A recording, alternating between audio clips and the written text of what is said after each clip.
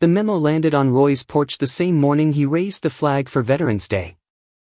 "Roy Lancaster, retired postmaster, 78, he muttered, blinking under the flicker of his porch light, fingers still dusted with brass polish and holding the coffee-stained HOA notice.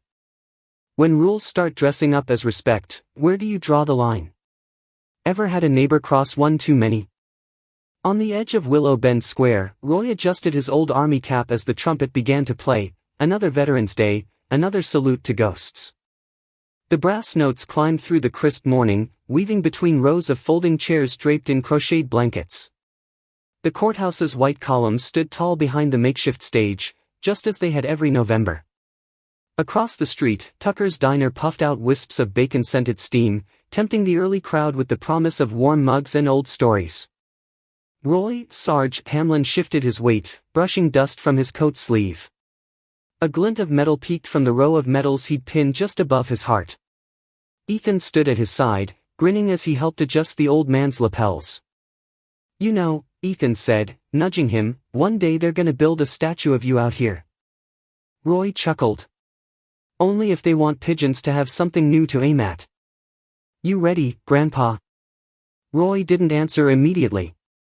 Instead, his hand moved to the thermos in his coat pocket, worn smooth and etched with a crest barely visible. His thumb lingered on the mark. The music slowed. It was time. Together, they moved across the square. People straightened in their chairs. Some nodded, some whispered. Roy's limp was subtle, but Ethan adjusted his pace all the same. Ben and Marvin waved from the front row. Marvin gave a quiet thumbs up. Roy returned it, then took his place as Mayor Gibson began the ceremony. "Today," the mayor began, "we honor those who stood between home and harm's way." The crowd hushed as the flag rose. Hands moved over hearts. Music stirred again, soft, reverent. Then came the roll call. One by one, names were read. Some answered, "Here," their voices catching. Others remained silent, names remembered by those still living. Roy stepped forward. His voice didn't waver. To Staff Sergeant James N. Harper, Corporal Alan Marks, and Private Reggie Glenn, he said, each name landing like a folded letter. "You are not forgotten." He paused. A breath held. Then bowed his head and returned to his seat. The square was silent for a beat too long. Then, soft applause rose, uncoordinated, heartfelt. Across the street, just beyond the warmth of the moment, Karen Wexley watched from the sidewalk. Arms crossed, her beige slacks barely moving in the breeze, she muttered under her breath, "Tattoos and sleeveless shirts, a ceremony, not a circus." Connie Bright stood nearby, her hands clutching the event clipboard. Her eyes flicked to Roy's exposed forearm, ink faded but intact, the name beneath it unreadable to most. She flinched. "It's always been part of the tribute, Karen," she whispered. "Time for some refinement," Karen replied, lips tight. "We need standards." As the ceremony closed, the crowd filtered toward Tucker's. Veterans hugged their children, neighbors offered thank yous, and the bald eagles gathered for their usual photo. Karen joined last, sliding into the end of the lineup, a practiced smile on her face. The photographer counted down. 3, 2. "I suppose," Karen said, loud enough for the front row to hear, "next year we might consider keeping things a bit more tasteful, no bare arms or political statements. Keeps the pictures neutral." Marvin muttered, "She just called Sarge political." Roy didn't blink. But his jaw tensed, and the thermos shifted in his grip. Later, as Ethan handed Roy a cup of diner coffee, he leaned in. "They're going to regret that." By Monday, word of Karen's insult had spread faster than syrup over pancakes at Tucker's. The diner buzzed with low murmurs and clinking silverware as Ethan slid into the booth across from Connie Bright. Outside, a fog hung low over Willow Bend, muting the rust-colored trees and casting long shadows on the damp sidewalk. The smell of burnt toast and fried eggs wrapped around the regulars like a blanket. Connie stirred her coffee slowly, eyes darting toward the window where Karen's SUV, polished and stiff as her posture, sat angled into a parking space marked reserved, HOA President. The license plate ORDRLY1 gleamed with smug precision. "You know," Ethan said, carefully slicing into his pancakes, "I never really paid attention to the HOA lease we signed. You ever read the fine print?" Connie's spoon clinked nervously against the rim of her cup. "I file it. I don't read it." "Shame. I think it might be more interesting than it looks." She tried to smile, but it faltered. "Karen says the rules are there for a reason." Ethan leaned back, letting the chair creak. "So are revolutions." Across the room, Marvin and Ben nursed their coffees. Their gruff laughter faded when Ethan's words reached them. Marvin lifted his brow, and Ben gave a subtle nod. Meanwhile, outside the HOA office, a fresh notice had appeared, printed on beige cardstock and pinned beneath last week's lost dog flyer. In bold font, it read, "Attention residents. Reminder to observe HOA-approved attire standards at all public events. See Section 4.2, Public Decorum." Someone had scribbled below in pencil, "Vets before HOA." Back on Roy's porch, the man himself sat wrapped in a faded flannel, sipping from his thermos and watching leaves tumble across the street like tired soldiers. When Ethan read the notice aloud, Roy chuckled. "I've fought folks with bayonets and bad breath. A memo doesn't rattle me." "But it rattled the town," Ethan replied, waving toward a neighbor's porch, where a small American flag had suddenly reappeared. "Let them fuss," Roy muttered. "Storms pass. Stubborn women don't." That afternoon, Marvin stopped by carrying 2 sandwiches and a folded newspaper. They sat on the steps, unwrapping lunch, when Marvin said, "We could do something. Not loud. Not messy." Roy raised an eyebrow. "A quiet kind of salute," Marvin added. "Like we did for Chief Reynolds, just show up, stand proud, and stay silent." Roy said nothing for a while. Then, "Those were good boots. He deserved them." Inside Ethan's living room, sticky notes formed a halo around his laptop screen. One tab was open to the HOA charter, another to a scanned copy of the lease agreement. His finger ran down paragraph after paragraph until he stopped. A small line in tight legalese read, "Tenants may terminate lease obligations without penalty, provided a 30-day collective notice is submitted by a majority of co-signed residents." He highlighted it, reread it, and typed the clause into a new document titled Options. The next morning, the bald eagles gathered at Tucker's, no fanfare, just the usual booth, the usual orders. Ethan sat with them this time, laptop in hand. He pulled up the clause and read aloud, "If unity is a virtue, then so is withdrawal." Ben folded his arms, mouth twitching into a grin. "Sunrise next Monday. No more rent.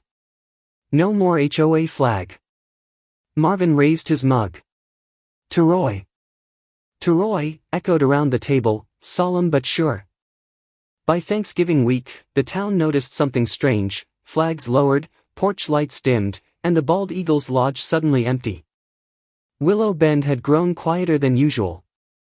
Not the lazy Sunday kind of quiet, but a silence that pressed against windows and clung to gutters. The crisp air carried no laughter from porches, no barking dogs chasing leaves. Just stillness. On the corner of Main and Briar, the HOA office wore a new sign across its locked glass, "Closed for reorganization, effective immediately." It hung slightly crooked, flapping in the cold wind like an abandoned campaign promise. Inside a dim room somewhere off-screen, Karen's voice cracked over a Zoom call. Only 2 remaining board members had bothered to log in. Her square glowed harshly on their screens as she paced behind her laptop, hair pulled tighter than her nerves. "This is a targeted rebellion," she snapped. 17 households. That's half the town. We need legal recourse. Public statements. A press release. One member cleared his throat, then pretended to freeze. "You're cutting out, Karen," he said, and quietly ended the call. Karen slammed her laptop shut. The echo of plastic and panic filled the empty room. Meanwhile, Connie Bright zipped up her parka and walked house to house with a clipboard and gloves. She wasn't knocking. Just checking. The forms she carried were plain, property status confirmations, verifying the exodus was peaceful. She signed each line with a slightly steadier hand. Porch after porch greeted her with silence. A wind chime. A forgotten pair of boots. A wreath not yet hung. When she reached Roy's gate, he was there already, trimming a hedge, humming something soft and southern. His movements were slow but steady, like a man too familiar with waiting. "I'm not here on HOA business," Connie said quickly. "I didn't think you were," Roy replied, not looking up. "I'm just making sure things are okay." He finally met her eyes, then stepped back toward the porch. From a battered cigar box, he pulled a folded letter, its edges worn smooth. "From my buddy," he said. "Vietnam. Wrote it in '78. He said if we ever saw silence mistaken for surrender, we owed it to the noise that came before." Connie held the letter, nodded once, then tucked it carefully into her coat. Later that afternoon, a small green van rolled to a stop in front of Roy's house. No decals, just the smell of cinnamon and cloves that drifted through the chilled air. The side panel opened to reveal thermoses and hand-painted mugs. A sign leaned against the wheel. "Free tea for veterans, silent strength, blend." Marvin passed by on his walk and tipped his hat. "You gettin' royalty checks for that, Roy?" Roy chuckled, settling into his rocker, mug warming his hands. "Just interest." From behind a curtain across the street, Ethan snapped a photo, Roy smiling quietly, steam curling around his face, the flag behind him still flying. He posted it with one line, "True leadership is sometimes silent." Karen saw it that evening. She was driving home, already fuming from a new stack of withdrawal letters. When she passed the now empty lot behind the lodge, a gust of wind threw dust across her windshield. She slammed the brakes and screamed, "They've turned this town into a ghost parade." Back on her porch, Connie saw the post, her thumb hovering above the screen. Then, with a faint smile, she tapped like. Her first public acknowledgement of Roy in over 15 years. By nightfall, chrysanthemums began appearing along Roy's walkway, quiet offerings in golden yellow. One on the fence, one near the gate, another tucked beside the steps. Roy noticed them all. He said nothing. Karen wasn't expecting a letter. Especially not one from the mayor's office. It arrived in a plain envelope, no markings except a blue ink seal from town hall and the faint scent of recycled paper. She'd almost tossed it with the coupon flyers and HOA newsletter drafts, but something about the handwriting made her pause. Elegant. Firm. Not the work of a secretary. She tore it open at the kitchen table, her fork still balancing a bite of soft omelette midair. To President Karen Wexley. In light of recent HOA withdrawals and community shifts, the town of Willow Bend requests your presence at a public hearing to be held November 28 at 5 p.m. The hearing will review HOA accountability, transparency, and future structure. Sincerely, Mayor Lucia Ramirez. The omelet slipped off her fork and splashed onto her lap. She didn't notice. Across town, the air held a fine mist of rain, the kind that didn't soak through coats but crept into collar seams and settled into bones. Connie stood outside the municipal clerk's office, her clipboard clutched tightly beneath her coat. Inside, Deputy Clerk Joanna flipped through a stack of forms with tired eyes. "You were the secretary, right?" she asked without looking up. I still am," Connie replied softly. "You filed reports as recent as last week. Can you confirm how many active households remain within the HOA?" Connie swallowed. 11.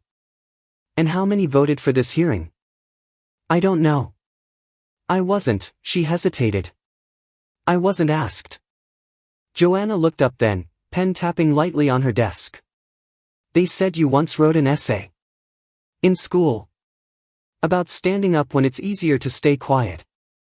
Connie blinked, caught off guard. "Roy gave it back to me with 3 red circles and a smiley face. Said it was brave but needed fewer commas. Maybe now's a good time for a rewrite." Meanwhile, at the corner of Willow Bend's winding lane, Roy was lifting the flag back up his front porch pole. The rain had slowed to a mist, just enough to smear the ink on a neighbor's chalkboard sign that read, "Leadership isn't loud." He tightened the halyard, nodded once to a passing delivery driver, then turned back toward the porch without a word. Inside, Ethan had unfolded a large sheet of paper on the dining table, carefully counting rows of signatures, 52 in all. The petition was plain: "We, the undersigned residents of Willow Bend, request that HOA administrative control be transitioned to a community-elected council by January 1st. No dramatic language. No blame. Just ink." He rolled it up gently, tucking it into a weatherproof tube. "It's happening," he murmured, as he passed the mayor's envelope still sitting on the counter. At the HOA office, what remained of it, Karen paced back and forth. The floor creaked with every tight step. Connie stood silently near the back, shrinking into her coat as Karen flung her hand across a pile of membership forms. "They're staging a coup," Karen growled, voice shaking. "With teacups and inked pens. With lemonade stands and lawn chairs and..." Her hand struck a tower of documents, which toppled to the floor in a rain of resignation slips and unopened memos. Connie didn't move. She just watched as a paper slid across the linoleum and stopped at her feet. It bore the mayor's seal. And then, late that afternoon, as the drizzle deepened into evening gray, a black SUV pulled up slowly in front of Roy's home. It didn't belong to a local. The tires were too polished, the turn signal too measured. Mayor Lucia Ramirez stepped out wearing a charcoal coat and no umbrella. She stood at the gate, eyes scanning the porch. Roy looked up from his paper. "I'm not here to ask questions," she said. "I'm here to ask a favor." Roy folded the paper in half, set down his coffee, and met her gaze. "Would you speak at Tuesday's hearing?" Willow Bend's town hall hadn't been this full since the county fair raffle scandal of '09. Wooden pews creaked under the weight of winter coats and clothes held breath. Some stood along the back wall, gloved hands folded, cheeks red from the early snow that had begun to fall outside. Light flickered from antique sconces, and the room felt like it held its own weather, dense with memory and heat. Mayor Lucia Ramirez rapped the gavel once, firm and steady. "This hearing is now in session. We welcome all voices. Let's begin." From the third row, a soft shuffle sounded as a neighbor rose. Then another. Words followed, some halting, some practiced. A mother spoke of her father's medals, tarnished by HOA fines over flag size. A teenager recalled being asked to hide his grandfather's shadowbox during a school project presentation held in a community center. And then Connie Bright stood. Her voice, when it came, was tight and tentative. "I served as HOA secretary for 6 years. I filed forms, distributed notices, and enforced rules."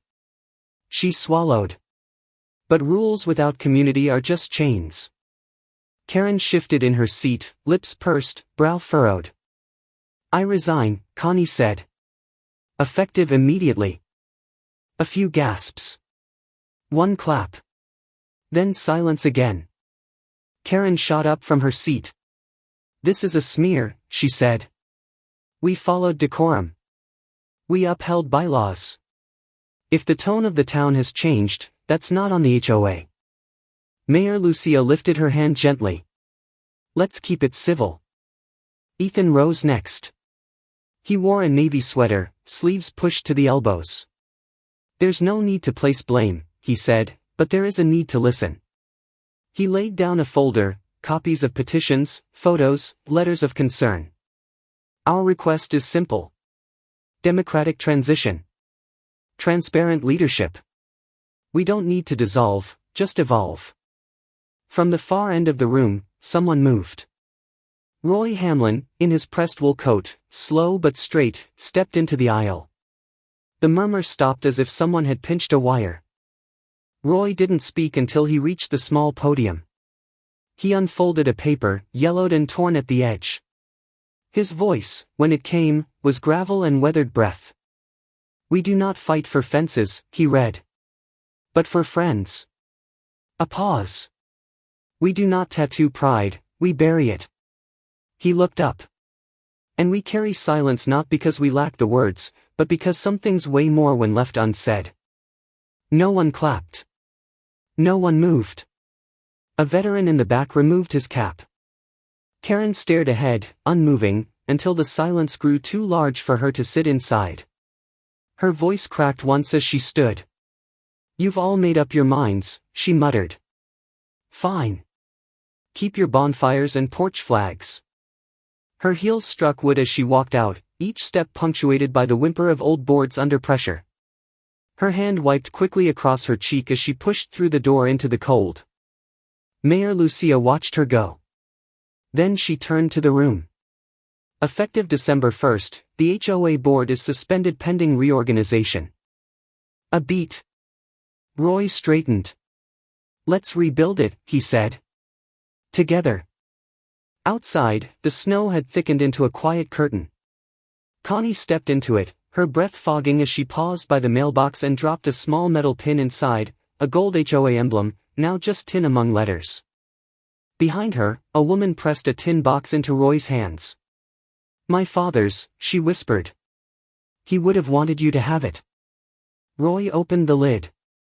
Inside were 3 worn veteran pins and a folded ribbon. Ethan stepped forward, wrapping one arm around Roy's shoulder. His voice cracked. "You didn't just fight for freedom, Grandpa. You reminded us how to use it." The first snow had settled, and with it came a silence that felt different, earned. It blanketed Willow Bend in a hush that spoke not of absence but of reflection. Rooftops wore white crowns, and the town square, usually rigid with rules, now breathed under garlands and lanterns. No one mentioned the HOA anymore. They spoke of something else, something beginning.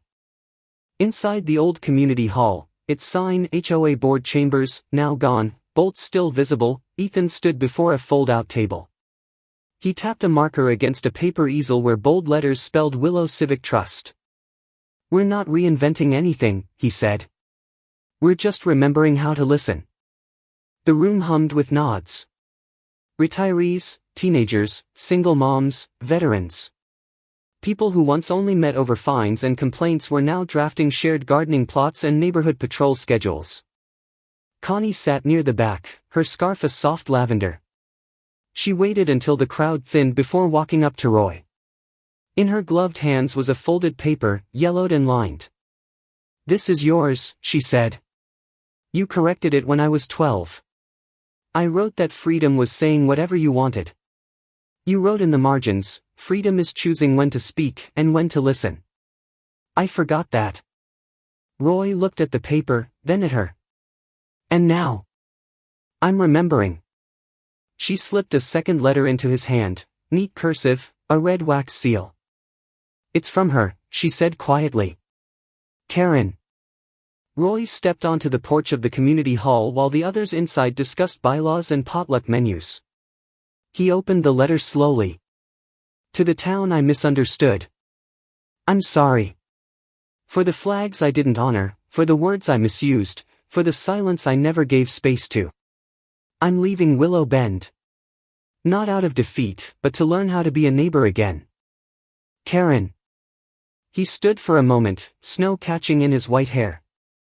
Then, with a sigh so soft it disappeared in the wind, he nodded.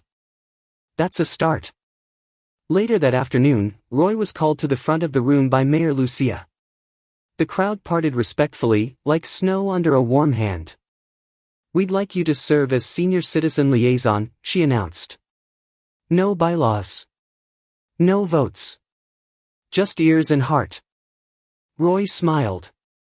"I can manage that."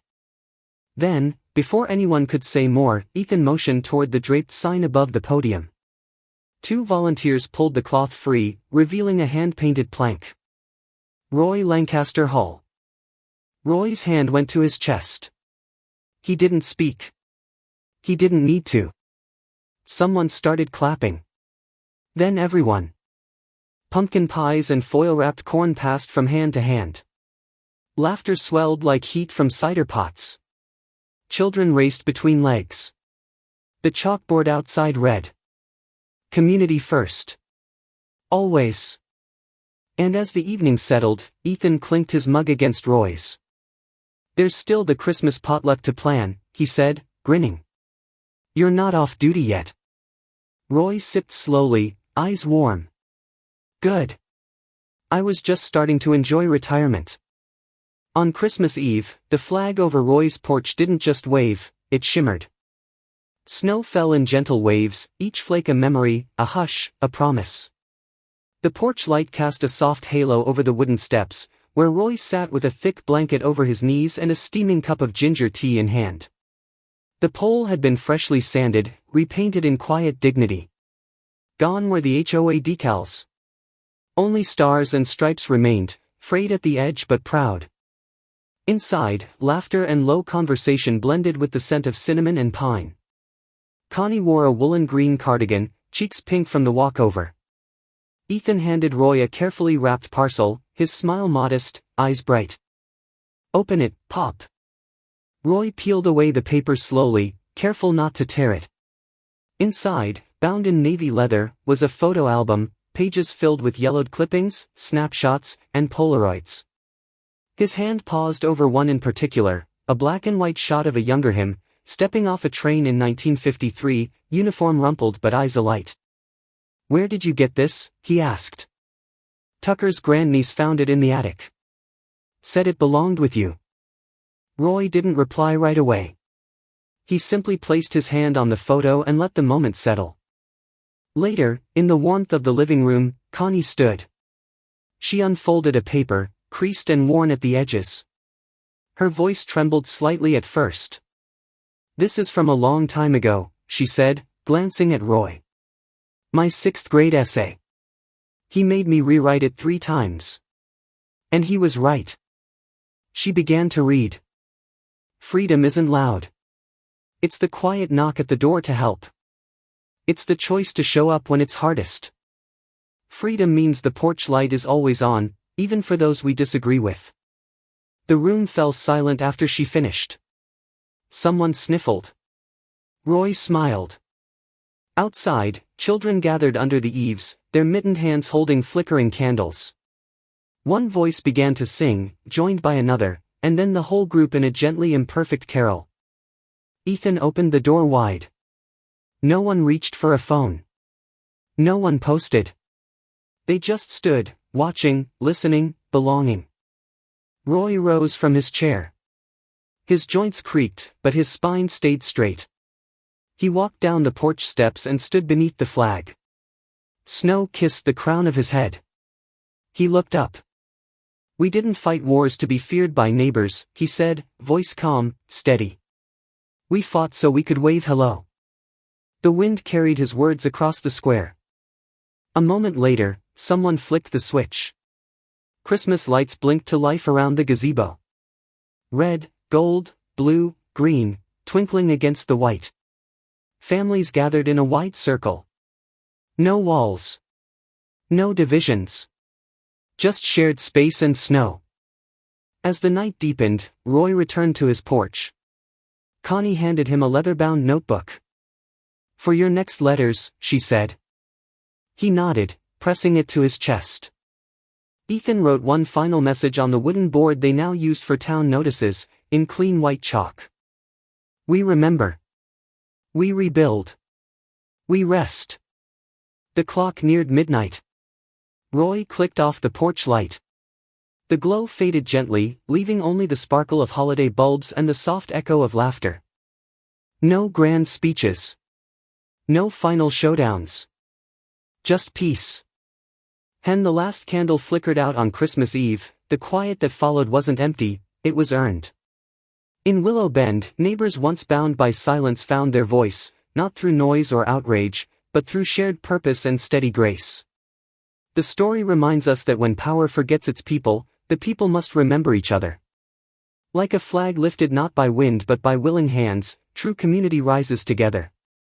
And perhaps, in your own corner of the world, it's time to check if the porch light still shines.